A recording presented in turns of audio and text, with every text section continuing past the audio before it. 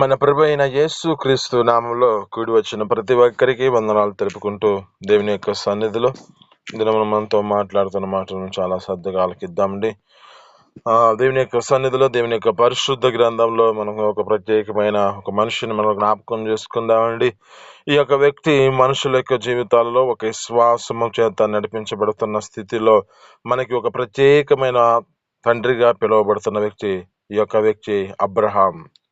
ఈ అబ్రహాము యొక్క జీవితంలో జ్ఞాపకం చేసుకుంటే ఎలాంటి పిలుపు చేత నడిపించబడిన వాడుగా కనబడుతూ ఉన్నాడో మనకి ఈ యొక్క బైబిల్ గ్రంథం నుంచి జ్ఞాపకం చేసుకుంటే ఆదికాండం 12వ అధ్యాయంలో మొదటి వచనాల కాడ నుంచి జ్ఞాపకం చేసుకుంటే అక్కడ ఉంటుంది.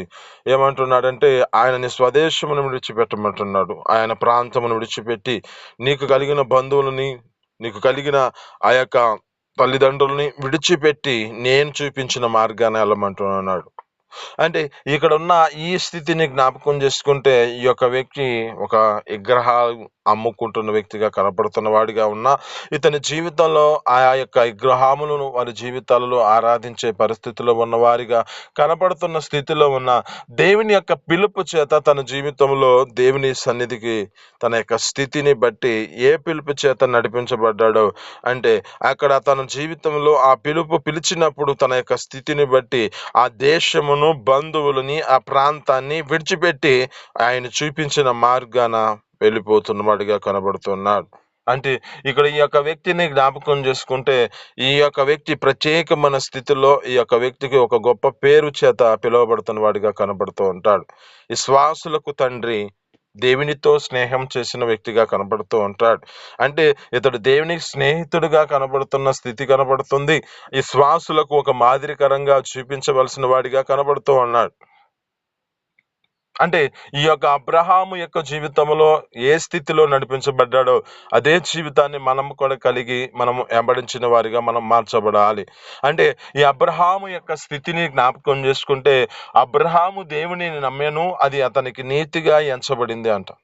అబ్రహాము దేవుని చేత ఆ యొక్క పిలుపు పొందుకున్న వాడిగా కనబడుతూ ఉన్నాడు. ఆ పిలుపు చేత తన స్థితిని బట్టి విధేయతను చూపించిన వాడై తనకు కలిగిన ప్రదేశాన్ని విడిచిపెట్టిన వాడిగా కనబడుతూ ఉన్నాడు. ఇంకా జ్ఞాపకం చేసుకుంటే తన జీవితంలో ఒక దినమున కొరత కొదువ అనేది ఉండగా తన జీవితంలో ఒక ప్రేమించి తన యొక్క స్థితిని బట్టి తనకు కావలసిన ఒక కుమారుని అనుగ్రహించి ఉండగా ఆ కుమారుని అంటున్నాడు, మరలా నాకు ఆ కుమారుని నాకు అనుగ్రహించు అంటున్నాడు, నాకు బలర్పించు అంటున్నాడు. ఇచ్చిన దేవుడే మరలా ఆ యొక్క వ్యక్తిని అడుగుతూ ఉన్నాడు. ఎందుకు అడుగుతున్నాడంటే అతనిని ఒక అతను పరీక్షలో నిలిచిన వాడిగా ఉంటాడో లేదో అని తన జీవితంలో జ్ఞాపకం చేసుకుంటే అక్కడ ఆ యొక్క వ్యక్తిని వెల్లడి చేస్తున్న స్థితి కనబడుతూ ఉంది. అక్కడ ఉన్న మాటని జ్ఞాపకం చేసుకుంటే నీ ఒక్కగానొక్కనై ఉన్న కుమారుడిని, అంటే నీవు ప్రేమించిన నీ కుమారుని నాకు బలం అనిపించు అంటున్నాడు.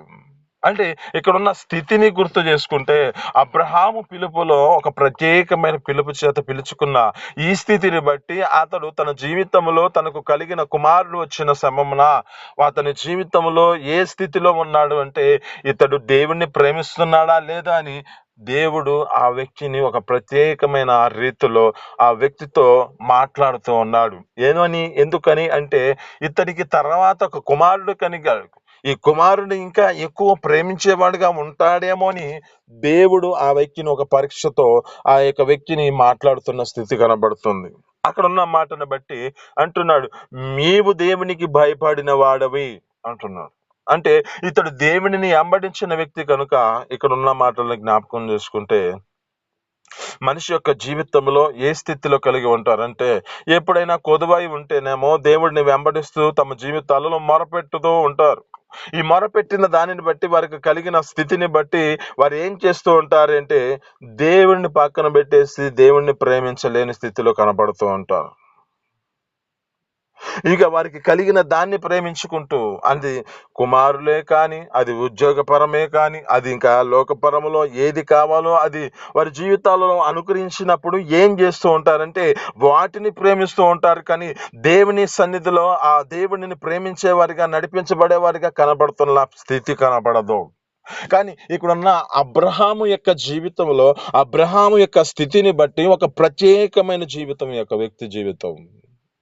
అతను ఏం చేయబడుతున్నాడంటే, తనకు కలిగిన కుమారుడు వచ్చినప్పుడు తన యొక్క పరీక్షలో ఆ దేవుడు పరీక్షిస్తున్న సమయంలో జ్ఞాపకం చేసుకుంటే, ఇతడు తనకు కలిగిన కుమారుడిని ఎక్కువేమైనా ప్రేమించాడామని సందేహంతో తన యొక్క స్థితిని బట్టి పరీక్షిస్తున్న సమయంలో కూడా నీవు దేవునికి భయపడిన వాడవని చెబుతూ అక్కడ ఆ యొక్క వ్యక్తితో మాట్లాడుతూ ఉన్నాడు. ఇది నీతో మాట్లాడుతున్న మాటను బట్టి అబ్రహాము వలె నీ జీవితంలో నీ స్థితిని బట్టి నీ యొక్క జీవితంలో ఏదో ఒక కొరత ఉన్నది. ఏదో నీ జీవితంలో ఒకటి కొరతగా ఉన్నప్పుడు దేవుడిని వేడుకున్నావు. ఇక్కడ అబ్రహాము యొక్క జీవితంలో కొరత ఉన్న స్థితిని బట్టి జ్ఞాపకం చేసుకుంటే, అక్కడ తన జీవితంలో బాధపడుతున్న సమయం, వేదన పడుతున్న సమయం ఏమిటంటే, ఈ యొక్క తన దాసుడైన ఎలియాజరుకే చెందుతుందేమో ఇదంతా అని ఆలోచన చేత నడిపించబడుతున్న స్థితిలో దేవుడు ఆ యొక్క వ్యక్తితో మాట్లాడాడు. నువ్వు పైన ఆకాశం చూడు, ఆ నక్షత్రాలను చూడు, నీ యొక్క సంతానం అలా విస్తరిస్తూ ఉంటది. ఇసుక రేణువులు చూడు, ఆ రేణువులను ఎలా ఈ యొక్క ఇసుక రేణువులు ఉన్నాయో అలాగ నీ సంతానం విస్తరింపజేస్తానని చెబుతూ ఉన్నాడు అబ్రహాంతో. అంటే ఈ యొక్క అబ్రహాము యొక్క జీవితంలో జ్ఞాపకం చేసుకుంటే, అతని యొక్క స్థితి, అతని యొక్క వేదన ఏమిటంటే, ఇదంతా నాకు ఈ యొక్క దాసుడైన ఎలియాజరుకు చెందుతుందని ఒక బాధ చేత తన స్థితిని నడిపించబడుతున్నాడు. అయితే అతని జీవితంలో ఒకటి కొరత. ఏమిటి కొరత అంటే, తన జీవితంలో ఎలాంటి గర్భఫలం లేదు. అంటే ఎలాంటి ఒక కుమారుడు కుమార్తె అనేది లేకుండా పరిస్థితి కలిగి ఉన్న పరిస్థితి అది. కానీ ఇక్కడ వాగ్దాన పూర్వకంగా దేవుడు ఆ యొక్క వ్యక్తికి ఒక ప్రత్యేకమైన స్థితిలో ఒక పుత్రుడిని, ఒక కుమారుడిని అనుగ్రహించాడు. ఈ కుమారుడిని ప్రేమిస్తాడేమో, కుమారుడిని ప్రేమించి తన జీవితంలో నన్ను మర్చిపోతాడేమో అని అతనిని పరీక్షిస్తున్న పరిస్థితి ఇది. మరి ఆ పరీక్షిస్తున్న సమయంలో అతని జీవితంలో జ్ఞాపకం చేసుకుంటే ఎంతగా దేవుని సన్నిధిలో భయభక్తులతో నడిపించబడుతున్న వాడిగా కనబడుతున్నాడు. మరి మన జీవితం, మనకున్న స్థితి, మనకున్న కలిగిన ఈ యొక్క ఆస్తే కానీ, కలిగిన కుమారులే కానీ, కలిగిన ఈ యొక్క గర్భఫలమే కానీ, కలిగిన మనకి ఉద్యోగపరమైన స్థితే కానీ, నువ్వు ఏ స్థితిలో ఉన్నావని కాదు, నీవు దేవుణ్ణి వెంబడిస్తూ నడిపించబడుతున్నావా, లేక ఆ దేవుడిని విడిచిపెట్టి తిరుగుతున్న పరిస్థితిలో నీ జీవితం నడిపించబడుతుందా? అంటే దేవుని కంటే ఎక్కువగా ప్రేమిస్తున్న స్థితిలో అది నీ జీవితంలో ఒక విగ్రహ సంబంధమైనదిగా మార్చబడిందా? ఇక్కడ జ్ఞాపకం చేసుకుంటే ఇక్కడ అంటున్న మాటలో ఒక ప్రత్యేకమైన మాట ఉంది. నీకు కలిగిన ఒక్కగానైన ఒక్క కుమారుడు, నువ్వు ప్రేమించిన ఈ కుమారుడిని అంటున్నాడు. అంటే ఈ ప్రేమలో ఏమైనా విగ్రహం ఉన్నదేమో అని.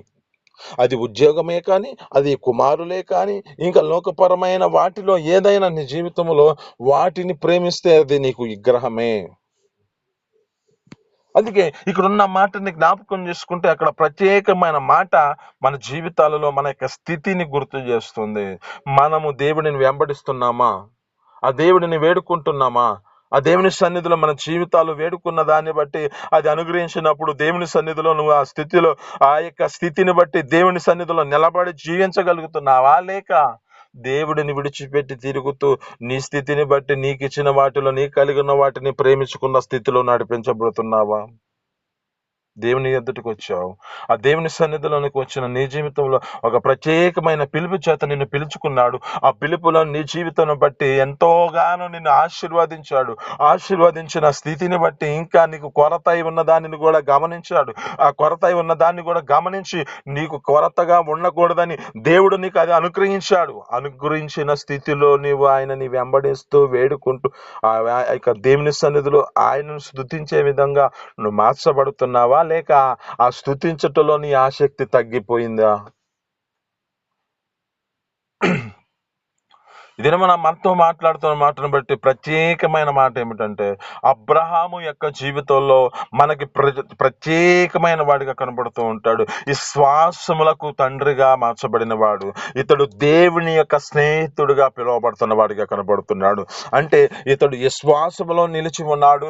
తన జీవితంలో జ్ఞాపకం చేసుకుంటే ఆ దేవుడిని వెంబడించటంలో కూడా ఎనుకు తిరగకుండా తన జీవితం వెంబడించిన వాడిగా కనబడుతున్నాడు. ఇతని యొక్క ప్రత్యేకమైన స్థితి ఏమిటో తెలుసా? ఇతని జీవితంలో ఏది కోరుకోకుండా ఒక వ్యక్తి తన కలిగిన ఆ యొక్క సహోదరుడు పక్కన ఉండగా ఆ సహోదరుడితో మాట్లాడుతున్నాడు. నీవు పలానా ప్రాంతానికి వెళ్ళావంటే, అంటే వారికి కలిగినవంతా ఏం చేయబడ్డాయంటే అభివృద్ధి పొందాయి.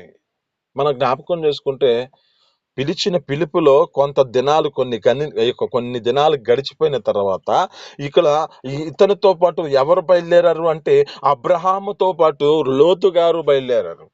ఈ లోతు గారు బయలుదేరినప్పుడు అక్కడ జ్ఞాపకం చేసుకుంటే ఇక్కడ అంటున్న మాట ఏమిటంటే అబ్రహాము యొక్క పనివారికిని ఈ యొక్క పనివారికిని కలహము పుట్టగా అప్పుడు అబ్రహామును లోతు గారితో మాట్లాడుతున్నాడు. ఏమని మాట్లాడుతున్నాడు?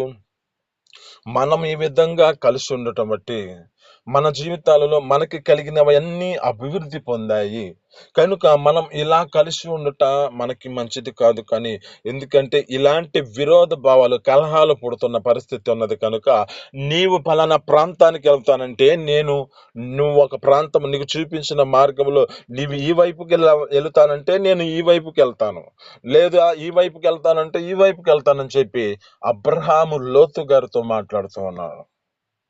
ఇలాంటి స్థితిలో జ్ఞాపకం చేసుకుంటే అతను ఏ ప్రాంతానికి వెళ్తున్నా తన జీవితంలో జ్ఞాపకం చేసుకుంటే దేవుడిని వెంబడించిన వాడు కనుక తన జీవితంలో ఎలాంటి భయాందోళనకి కారణం కాకుండా ఎడ్డుపోయినా నేను సురక్షితంగా ఉంటానని ఒక ధైర్యం అతనిలో ఉన్నది. మరి నువ్వు దేవుడిని వెంబడిస్తున్నావు, ఆ దేవుడిని వెంబడిస్తున్న నీ జీవితంలో ఆయన నిన్ను ధైర్యపరిచి నడిపిస్తున్న స్థితిని బట్టి నువ్వు ఆ ధైర్యంతో నింపబడుతున్నావా, లేక ఇంకా సందేహపడుతూ నీ జీవితంలో ఆ విశ్వాసాన్ని కోల్పోతున్న పరిస్థితులు ఉందా? ఆయనతో నీ జీవితంలో జ్ఞాపకం చేసుకుంటే అతను తన జీవితంలో తండ్రి ఆ యొక్క దేవుని యొక్క స్నేహితుడిగా పిలువబడుతున్నాడంటే ఆ దేవునితో ఎంతగా స్నేహం చేసిన వాడిగా కనబడుతుంది. తన జీవితంలో ఎంత గొప్ప విశ్వాసము అతని జీవితంలో అంతగా అంటున్న మాట అదే కదా, నీతిగా ఎంచబడిను. అబ్రహాము దేవుని నమ్మెను, అది అతనికి నీతిగా ఎంచబడింది. కనుక మన జీవితాలలో ఆ నీతి చేత మన జీవితాలు వెంబడిస్తూ నడిపించబడిన వారిగా మనం మార్చబడాలి. ఈ అబ్రహాము యొక్క ప్రత్యేకమైన స్థితి ఏమిటంటే ఇతని జీవితంలో ఒక ప్రత్యేకమైన వారిగా అబ్రహాముతో వాగ్దానం చేసిన మాటలను బట్టి ఈ యొక్క ఇస్సాకునిచ్చాడు. ఇంకా ఇతనితో వాగ్దానాలు కొన్ని చేశాడు. ఏమని చెప్పాడు? నిన్ను గొప్ప జనముగా చేస్తాను, నిన్ను ఆశీర్వదిస్తాను, నీ నామం గొప్ప చేయదును, నీవు ఆశీర్వాదముగా ఉందువు, నిన్ను ఆశీర్వదించిన వారు నువ్వు ఆశీర్వదించదువు, నిన్ను దూషించిన వారిని దూషించదును అని చెప్పి ఇక్కడున్న సమస్త మాటని ఆ యొక్క వ్యక్తి ద్వారా ఆశీర్వదించినట్లుగా కనబడుతుంది. అంటే ఇక్కడ అబ్రహాము యొక్క జీవితంలో జ్ఞాపకం చేసుకుంటే అతనితో ఆ నిబంధన అనేక మంది జీవితాలలో ఒక మాదిరికరమైన స్థితిలో నడిపించవలసిన స్థితిలో ఉన్నది. ఒక ప్రత్యేకమైన మాటల చేత మన జీవితాలు ఈ విధమైన స్థితిలో మనం నడిపించుకోవాలి. ఎందుకంటే ఈ నిబంధన మన జీవితాలలో మన యొక్క స్థితిని గుర్తు చేస్తుంది. ఈ నిబంధన మన జీవితాలలో ఒక గొప్ప చేయడానికి కారణమవుతుంది. అందుకే లేఖనాలు చదువుతూ ఉంటాయి. కీర్తనలు 91 జ్ఞాపకం చేసుకుంటే అతడు నన్ను ప్రేమించుచున్నాడు కనుక నేను అతనిని తర్పించెదను, అతడు నా నామమును ఎరిగెను కనుక నేను అతనిని గణపరచెదను, అతను నాకు మొర్రపెట్టగా నేను అతనికి ఉత్తరం ఇచ్చేదను అంటున్నాడు. అక్కడ ఇంకా జ్ఞాపకం చేసుకుంటే చివరిలో అంటాడు, దీర్ఘాయువు చేత తనని తృప్తి పరిచెదను అంటున్నాడు.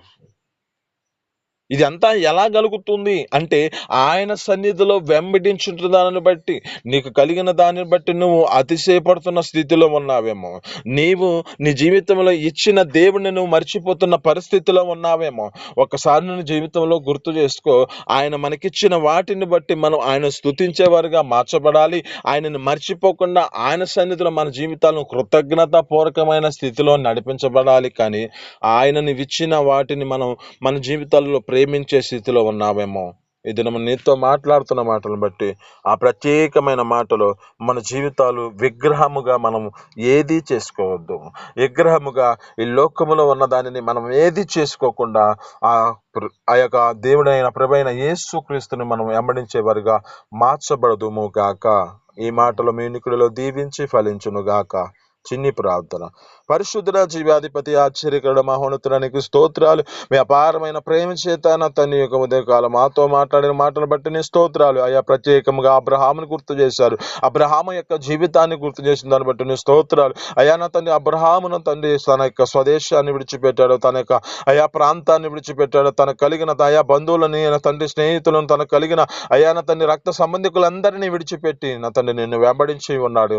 అయా వెంబడించిన వానితో నా తండ్రి మీరు నా తండ్రి ప్రత్యేకమైన మాటలు మాట్లాడాను తండ్రి. అయ్యా మీరు కృప చూపించిన తండ్రి ఆ స్నేహితులను తండ్రి అయ్యా నీ ప్రేమలో నిలిచి ఉన్నవాడుగా నా తండ్రి. అయ్యా ఎంత ఇచ్చినా నా తండ్రి నీ సన్నిధిలో నేను స్తుతించుట, నీ సన్నిధిలో అయ్యా నిన్ను వెంబడించుట మానలేదు కనుక అట్టి కృపలో మా జీవితాలను కూడా మేము నా తండ్రి నీ సన్నిధిలో నడిపించబడే కృపను మాకు దయచేయండి. అయ్యా నా తండ్రి దేనిని ఎక్కువగా మేము ప్రేమించక, దేనిని మేము విగ్రహముగా చేసుకోనకుండా మా జీవితాల్లో నా తండ్రి నీ సన్నిధిలో నిన్ను ప్రేమించేవారుగా, నీకు భయభక్తులతో అయ్యా నీ సన్నిధిలో నీకు భయపడేవారుగా మా జీవితాలు నడిపించబడే కృపను మాకు దయచేసి అయ్యా మా తండ్రి ఒక అబ్రహాము ఏ విధంగా ఏ ప్రాంతానికి వెళ్ళినా ఒక ధైర్యం ఉన్న తండ్రి నీవే కనుక ఆ ధైర్యంతో మా జీవితాలు నీతో స్నేహం చేసే కృపను మాకు దయచేయమని యేసు పరిశుద్ధ నామమున అడిగి పొందుకొని జీవిస్తున్నాం తండ్రి. ఆమేన్.